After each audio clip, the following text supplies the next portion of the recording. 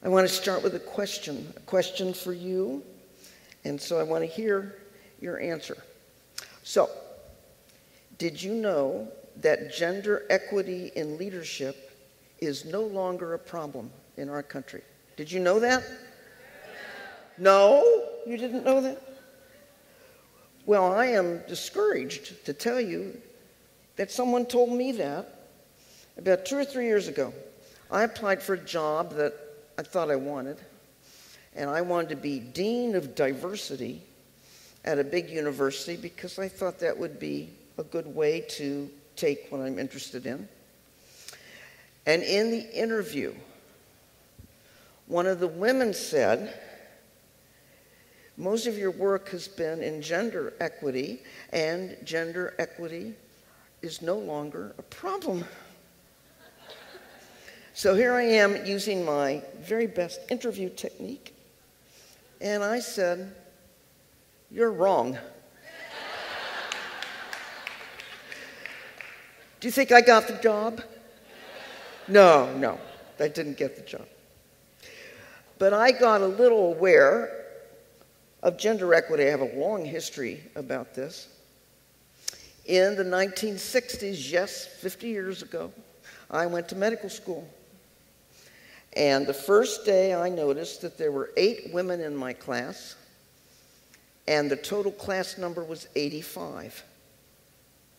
I thought, that's very odd. So being a troublemaker even back then, I pursued and I met with the dean of this and that, and you start with the administrative group and you move up to the assistant dean and then you get to the associate dean. So I got to the right associate dean and I said, how come there are 8 women in our class? And he said, isn't that great? So many.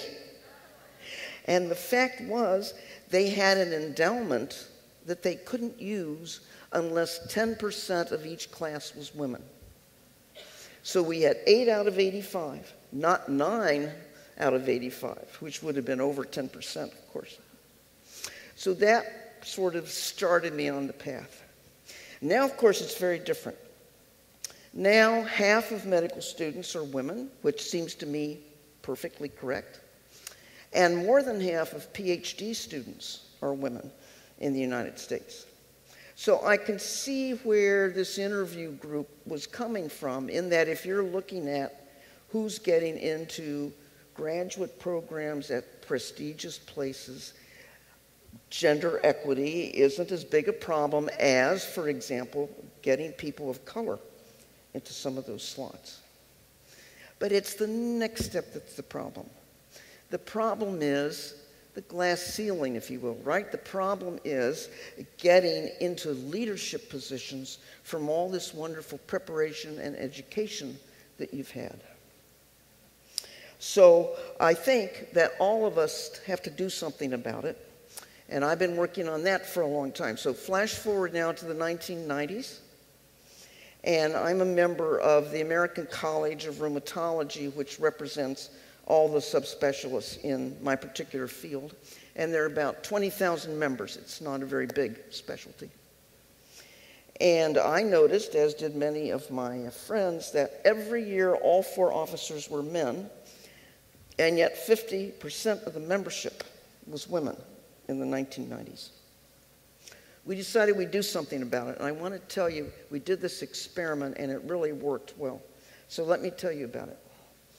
First of all, we took a group of the nucleus of 3 or 4 women who were bound and determined to get this done, and we didn't care who didn't like it. And we had secret meetings in the ladies' room of the convention center at national meetings of the American College of Rheumatology.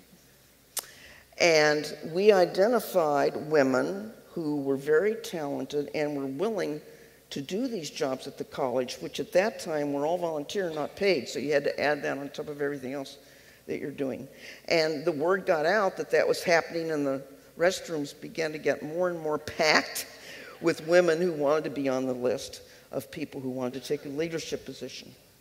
Then our next strategy was to kind of stop the men of power in the hall at these meetings and say, do you know so-and-so? I'm sure you're aware of that tremendous breakthrough she meant in the genes that are related to whatever. And don't you think she'd be great for the research committee? Do you know so-and-so? Did you know that when she went into practice 2 years ago, since that time, the income of that practice has doubled? Don't you think she should be on the board of directors and maybe work with the budget subcommittee? And then we followed that up, if we could, with introducing the woman to the man of power. And then we reminded them at other meetings, or maybe an email here and there. Then the next thing we did was we started a meeting that was focused on women at the national meeting. It was only 2 hours long. And the place was flooded. The women came in great numbers. And the first couple years, our topics were equity, gender equity, and this, that, and the other thing, how to negotiate your salary, how to get promoted, how to operate practice when you have small children at home that have to have attention, this sort of thing. And then later on, as we got this cadre of women who were pushing for leadership positions to do something about it and keep it going, we switched over to women's health issues for that meeting, and that worked very well. So the whole thing was very successful, and I am proud to tell you that for the past decade, 2 at least of the 4 officers of this college are women. Yes. And at least half of the board of directors, and it's from the board of directors that you move on into the officers. We also thought it was sort of silly to volunteer all this time. I remember when I was working for the college, I had one 4-month period when I wasn't home a single weekend because I was traveling for the college. And I thought that should be paid. So we worked that out also. So the officers are now paid. Yes, it's good. It's good. Now, let me tell you another thing I think I've learned. So, listen to this carefully. The minute you take your eye off this pressure for women in leadership, it starts slipping down. It slips away. You cannot take your eye off it. I guarantee it. Can't do it. All right. Now, let's talk a little bit about what some of the impediments are to being a leader in our society, or any society for that matter. So here's another question for you, everybody listening. How many hours are there in a day? 24. What? 24 hours in a day. That's all there are. So you cannot do everything, right? So you can do your best for the things that are on the top of the list today. That's what you can do. And I would say the hardest lesson I think I learned in an academic career in leadership and running clinics and all this sort of thing, the hardest lesson I learned was give up guilt. Give up guilt. You do not have time to feel guilty. You really don't. So I dealt a lot with, if I weren't a doctor, would I be a better mother? Maybe. I don't know. And I'm reminded of a very dear friend of mine who was Mrs. Mother, Mrs. Homemaker, and she took home ec in college. She could be less interested in being the dean of very smart people who are also very arrogant. That wouldn't interest her at all. And she was very proud of what she did in her family. And when our children were little, and we were neighbors, she gave me handy tips all the time about how to raise your children properly. For example, did you know that children won't fuss in a car trip if they've had some Benadryl before you start? She taught me that. I'm not saying I ever did it. I will never say I ever did it. No. That was one thing. Then another thing she told me, which was very important, was that I was not loading the dishwasher properly. I said, what? She said, you could get so much more efficiency out of that dishwasher if you just would load it properly. I said, okay, show me how to load it properly. So to this day, every time I load the dishwasher, her face sort of floats up in front of me saying, now be sure you put the glasses here and the plates there, and nothing's in the way of that thing that turns around in the middle. They don't teach us that in medical school. I don't know the word. So one night the phone rings, and I'm in this stage of my life where the children are little, and I'm going crazy trying to keep all the balls in the air. And she's on the other end of the phone, and she's very distressed. I said, "What's the problem?" And she said, "Could you come and watch the little children, because I have to go down to the police station and bail out my teenage son?" In my mind, I went, "Yes!" Mother of the Year meets the sheriff. Yeah. Yeah. But of course, I didn't say that. That just took a millisecond. And I said, "That's an awful thing, and of course, I'll be right over, and you take all the time you need." You don't want to laugh at your friends too much about this kind of thing, because when you get up tomorrow, it'll happen to you, right? So you have to be very careful. So maybe I would have been a better doctor also if I weren't a mother. And there are all those, I remember a couple things. I was in the office seeing patients, and the phone rang, and it was the school principal. Oh boy. And it was, "Your daughter bit every other child on the school bus.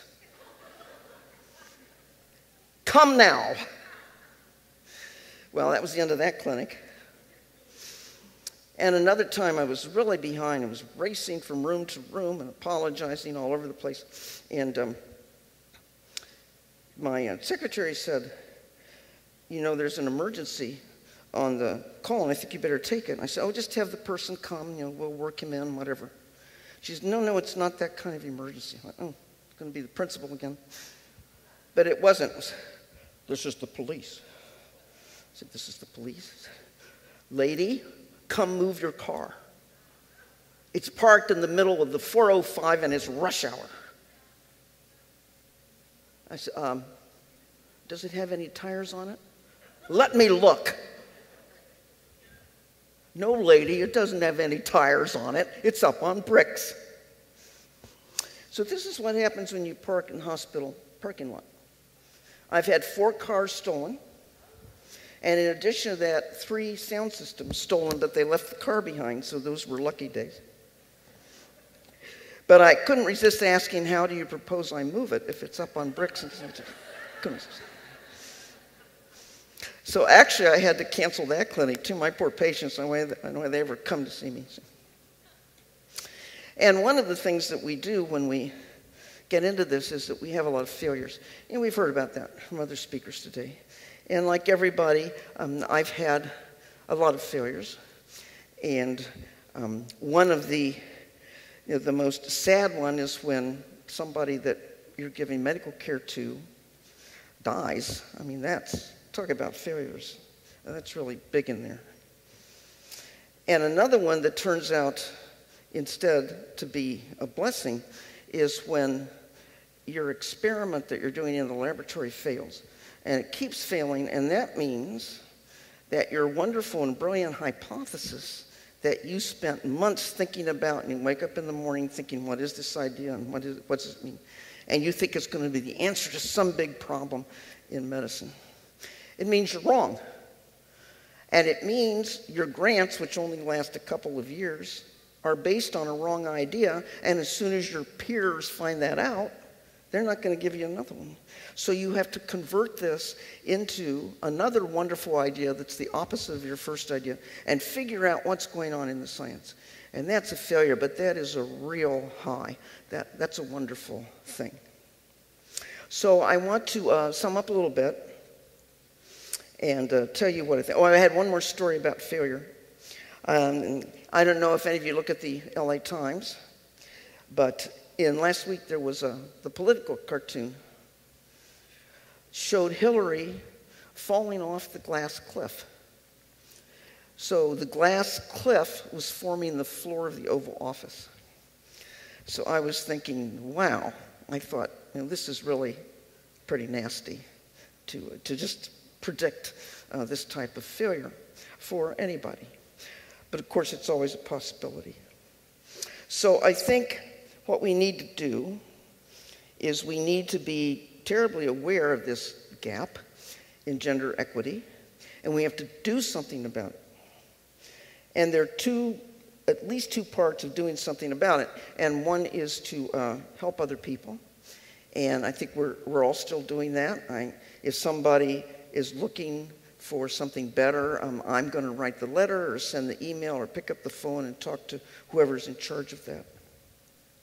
And second thing is for yourself to really be successful in leadership. And first you have to build a reputation for excellence and for productivity.